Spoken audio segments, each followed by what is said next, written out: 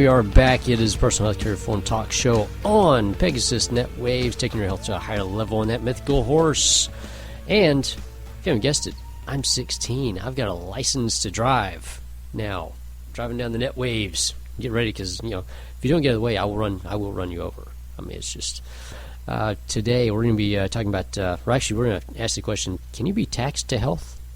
You can be taxed to death. Can you be taxed to health? So I got a great guy coming on. Mr. Mike Chapman is joining us again for the show. But before that, we're going to get into hitting the hot list. So health in the news, and of course everything on here. Go to clintfuquay.com. Go to personalhealthcarereform.com.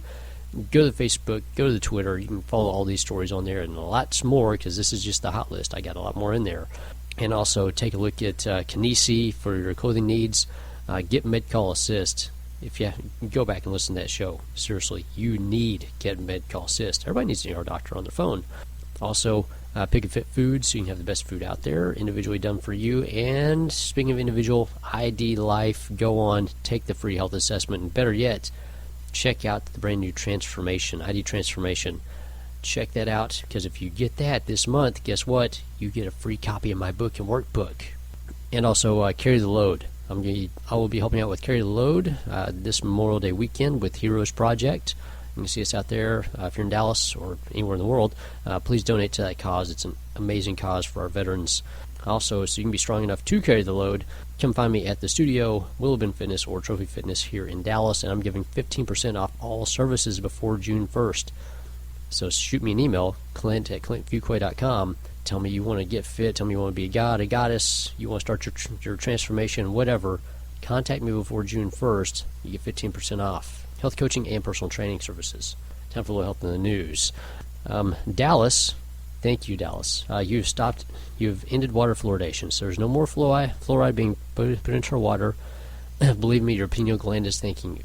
You can think better, you'll sleep better. Believe me, the fluoride doesn't help out with your teeth. Okay, we get tons of fluoride from a lot of other sources, including you brush every day, right? In your toothpaste, if you choose that in your toothpaste. I personally do not. So with that, should fries come in a box with a warning label, like cigarettes? Big question there, because obesity is starting to take over cigarettes in cause of death. So major thing to look at there. Sugar, subsidized and demonized. You can't have it both ways unless you're the government, because they do subsidize sugar heavily, and then they demonize it on the other hand. Anyway, so with that, if you're going to have some pancakes, get the real maple syrup. Don't get the stuff, the fake artificial stuff. Get the real, that thick maple syrup. It takes an hour for it to pour out of the bottle, okay? It's great for your health. It really is. You better use some stevia. Stevia is fantastic stuff. For your pets, watch out. There's been a lot of reports for dog treats and dog food lately. Over 1,000 deaths and over 5,000 illnesses due to just some dog treats. So some doggy jerky, okay? So watch out for those. If for your dogs and cats, feed them organic, and don't give them that vegan stuff, please. They're carnivores. Get some guacamole and add the avocado and tell them, yes, we know it's extra, because it's always extra everywhere. But it's a great investment in your health, especially for breast cancer health, because it's been shown to kill 95 to 99% of breast cancers. This is in vitro, but still, guacamole, great stuff. Also, go to ewg.com or ewg.org. Check out their new resource for sunblocks for the summer. This way you get the right sunblock for you, specifically for your skin, because most of them are toxic. Good thing with that, if you're having some stevia in your drinks, so sugar-free, stevia has actually been shown to kill cancers caused by chemicals on the skin. Pretty cool stuff. And, of course, ACA news. Let's run through these right quick. Hawaii. Everything's more expensive in Hawaii, including health insurance, because it's apparently $25,000 a person to get them signed up for the ACA, for Obamacare. $25,000 they're spending per person for that. It's incredible. California, Obama bill, $1.2 billion more than expected. $1.2 billion more than expected. It's just a little oversight there. Oops. There's been a 400% rise in allergies since GMOs were introduced to the food supply. This was back in the 60s. The Chinese Army has now banned all GMOs. The Chinese Army, the largest military force on the face of the earth right now, has banned all GMOs. You might want to take notice of that, everybody.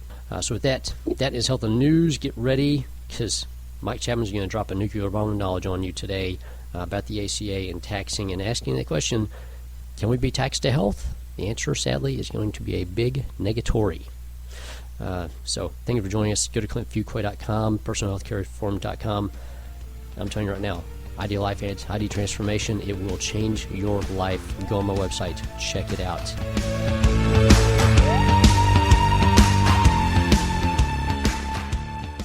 According to recent polls, most single people have or will try online dating.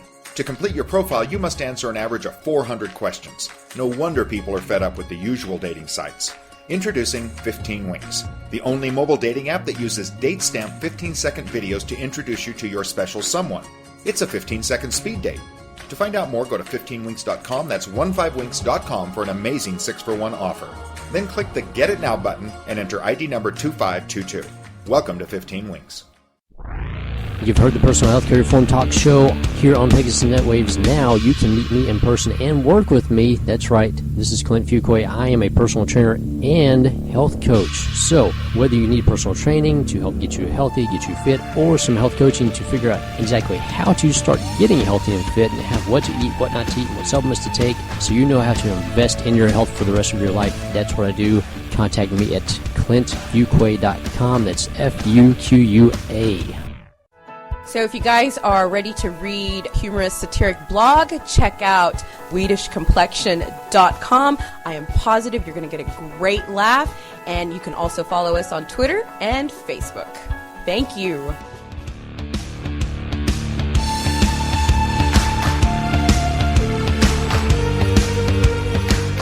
All right, we are back. It is Personal Healthcare Reform Talk Show, episode 16. That's right, I've got my license to talk or drive or do something here on the NetWaves. So anyway, I'm going to be driving a lot of great stuff to you, especially on this show. This is actually going to be part three of I don't know how many parts we're going to have on this. This may just be ongoing. We may have part 100 coming up in several episodes. But the question today is, everybody's heard about being taxed to death. And the question is, can we be taxed to health? And to answer that question, I have got Mr. Mike Chapman on with me again today for part 3 of talking about the ACA and how it affects health, business, life, everything in the world. So, Mr. Mike Chapman, how you doing? Great. How you doing, Clint? Doing good. And, of course, I know you're extremely, extremely busy right now with all of your consulting business and making sure businesses are taking advantage of what they can take advantage of with the ACA and not getting hurt by whatever's going to hurt them with the ACA. So you're so busy, you're calling in today for us. So I want to thank you for your time. So you can come in and this is going to be a really enlightening show in many respects. So everybody out there, listen up, because Mike is about to drop a huge nuclear knowledge bomb on you right quick for about the next 20 minutes. Tax season's over, correct? Or, well, I guess it's over for most people unless you extended. With that, Mike, if you'll tell us just a little bit about, some of your clients after the 2014 tax season. What was the outcome? Was it good, bad, the same? Well, there were so many points of indecision last year because of the uncertainty and the changes regarding health care and insurance that many businesses and individuals, I'd say most, waited to the last possible moment. Nothing like uncertainty to delay decisions. There was a lot last-minute decisions made last year that weren't necessarily in the best interest of the company or the individuals. And with all the problems with the rollout of Obamacare and healthcare.gov, a lot of people made decisions that they regretted. A lot of companies made decisions based upon information that changed, and 3 months later, we're all a little smarter, a little wiser. Bumps and bruises, or a lot of bumps and bruises, but now we have to kind of look forward to what to look for in 2015 or later this year, and then beyond that period of time as to how it's going to impact companies and individuals. Yeah, and I know it's been that way since the beginning. Everything is, here's the set standard, here's the rules, here's what's going to happen with it, and then, oh yeah, we're going to change all this and this and this and this and this, and we're going to change this, and we're implementing this, and so, yeah, I know for businesses, unless you've got some kind of solid foundation, you can't make a proper decision on anything. With that, let's talk about what's coming up. I know we're in Q2 right now, but Q3 is coming up. But the big thing is Q4 in 2014. What, Mr. Nostradamus, please look into your crystal ball and tell us what might be happening in Q4 for 2014, and what might be happening then, because who knows? Sure. Well, and today's, the date today when this interview takes place is May 21st, I guess. May 20th. May 20th. Well, by the end of the week, insurance companies have to submit to Health and Human Services their plans for changes in carriers and changes in rates. Some insiders have, in the community of health insurers and in the healthcare field, have said that it would not at all surprise them if insurance premiums that are driven by healthcare will see a massive increase over the next year to year and a half. Don't be surprised if rates increase or premiums increase 50%. In addition to that, there are going to continue to be changes in networks, which will mean changes in which doctors people can see or not see, in which hospitals, and that's all going to start unfolding here in the next few months, unless there are some major WikiLeaks in Health and Human Services. Yeah, probably not. Department, though, that won't be, and that information won't be revealed until probably September, right before open enrollment. Oh yeah, and it's with you talking about networks being trimmed down, of course, most of this is going to be to decrease costs, quote unquote, due to, there's going to be tons of medical inflation, but the big thing is there's going to be much less choice out there, because you've got essentially the brand new HMO structure that all the hospitals are starting to adopt now. And we all know what happened with the first HMOs; they were absolutely horrendous, and we have the new version coming. So can you give just a few insights about the trimming down of the insurance networks? Because it's a lot of places are starting to see that, especially upstate Washington and a lot more like that, are really starting to see the impact of what's happening with the trimming down of things. Right. California is a mess for that reason. That's impossible. And even here in Texas, where I'm located and you're located, there are areas where there are very few specialists, and if you happen to pick a plan based on price or deductible or something else without getting into the fine print, which is impossible to find and isn't available on healthcare.gov, you could have made a bad decision. That's going to continue. Some other things, there was a minor subtle announcement last week that the administration or Health and Human Services has approved the practice of balanced billing, which means, in kind of layman's terms, let's say it costs $45,000 at your favorite hospital to get your knee replaced. Well, they can cap that expense at $25,000. The insurance companies could develop a plan with the approval of Health and Human Services that would cap the reimbursement at $25,000. And you could shop around to find a hospital, maybe not your preference in hospitals, that would be able to perform that at $25,000. The maximum amount you wouldn't be out of pocket. But unless you knew that and had the price shopping tools that were available to look at that difference in cost, then you could well be out financially a whole lot of money. And believe me, that's not information that doctors or hospitals like to share, that they're more expensive than others.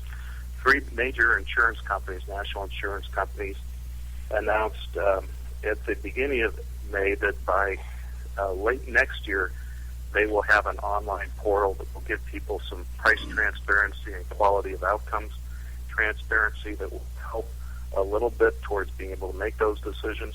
But I can see those two things coming together, that people will have to be, individuals, employers, and employees will have to become much more consumer focused and be more actively involved in their health and in the cost of their health and managing their health than they have in the past. The days of being able to pick between Plan A and Plan B that your employer offers are limited.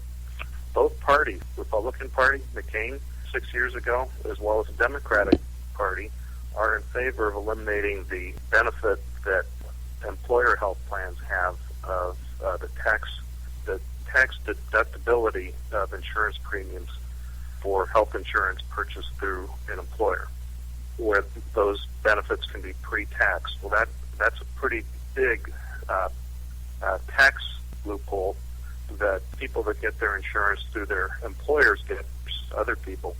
And as part of a budget reconciliation process, when and if that happens, you can be sure that will be taken off. Yeah, and that also affects health savings accounts too, doesn't it? It could very well. Bottom line, I think high deductibles are going to continue to grow. One of the states, I don't recall which state, but one of the states last week just got approval for within a Medicaid plan of offering a high deductible HSA type of plan. So even the Medicaid type plans and the Medicare plans, you're going to see high deductible, lower premium plans be Mike, we're going to take part of the mix. Yeah, we're going to take a quick little break right quick. So right. our my health partners and a few others can have some time on here for a little bit, and we're going to come back and jump into some of the aging health issues and availability of care, things like that, and look at a few other issues that people need to realize with the ACA. So everybody hold on tight. Hopefully you're enjoying so far, because like I said, there's tons of stuff coming at you with this show, and we'll be right back. All right, we are back on the show with Mr. Mike Chapman. Hopefully you enjoyed all the sponsored messages and, of course, my health partners. Check those out. But we're back, and we're going to talk about some more personal stuff as it relates to the ACA and some of the taxing issues and things like that. Because, business is one thing, but, of course, healthcare is personal. It's very personal because it's happening to you. So, Mike, if you'll clue us into a little bit about really some of the aging and health issues, availability of care, and also looking at the VA issues, because the VA issue is huge. That is a huge issue right now for availability of care, wait times, things like that, because the premise of the ACA was, hey, look at the VA, this is what we're heading towards, this is what we want to provide for everybody, and the VA is not looking all that great in some situations right now. Yeah, it's unfortunate that people that sacrifice so much and have been promised health care have extended waits in many of the VA hospitals. Not all of them, but some of them. And unfortunately, the rules are set up and the incentives were put up that made it easy for some of the hospitals to kind of fudge how long it actually takes somebody to see a doctor, to see a specialist. That's a little bit of what's in store, certainly for Medicare. As a country, we spend way too much money on, or way too large a percentage of our gross domestic product on health care. And, forget the insurance side of it, just the health care side of it, between Medicare, which is a government-funded program, Obamacare, which is government-supported, then all the federal, state, local workers. It's a tremendous amount of money being spent. But there is many things that individuals can do. First of all, to be able to shop and compare and know how to match the right kind of medical care and insurance for each member of your household is really important. And being able to evaluate plans not only on the basis of premiums or price, but on the basis of financial risk and access to doctors, that's really important. Yeah, and that's going to come down to partly to who's showing you what's going on within the system, correct? So you have the navigators who are supposed to be showing people, basically showing off the pricing options and everything, versus sitting down with a trained healthcare professional or insurance professional that knows what's going on within the industry and can really clue you in on, well, here's the different levels, but here's what's going on with them. These are actually your best options. Here's some off-the-table options that are not a part of the ACA, but you may really want to look at taking advantage of these. I know I've run into that with a few of my insurance friends out there, and they're talking about, essentially the trouble you can get into if somebody is showing you things and they're just showing you a price. Hey, here's your car, here's your price, buy the car. And not drawing you into anything that's going on with the car.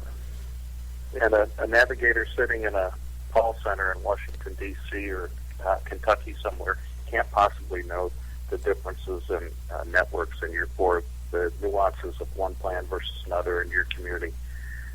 So there are although I've worked with probably hundreds of navigators at this point. Many of them are well-intentioned. They don't have the level of training, experience, or licensing that a licensed health insurance professional who specializes in it can give you. They also don't have access to the plans that can help people deal with the financial gaps that are in many of the higher deductible plans, that are the more affordable plans, or the HMO plans that are available in the at healthcare.gov. The types of things that can, or the types of plans that could reduce financial gap from a deductible and co-insurance from, say, $10,000 to a more manageable $3,000 level for an affordable amount. So there's many things that, or even dental insurance. Dental insurance is required for children age 18 or younger under Obamacare, but a licensed health insurance professional can provide people with better access to better plans that are more affordable than what someone might find on the marketplace at healthcare.gov. So working with somebody that really knows the nuances for your particular community, your network, the types of plans that are available, and what the options are outside of healthcare.gov can really be a benefit. Yeah, and let's look at the other side of this, which is the doctors, because I'm around a lot of different doctors through several organizations I work with, and a lot of the doctors that are in now aren't going to be in the next 10, 15 years. A lot of them are going to be out of the industry, if not already going to be out of the industry. So we have the new doctors coming in, and looking at their schooling, looking at especially the American Medical Association and some of the controls they have over medical schools, the medical school system, the medical system in whole, and the fact that the AMA was paid to help push and promote the ACA.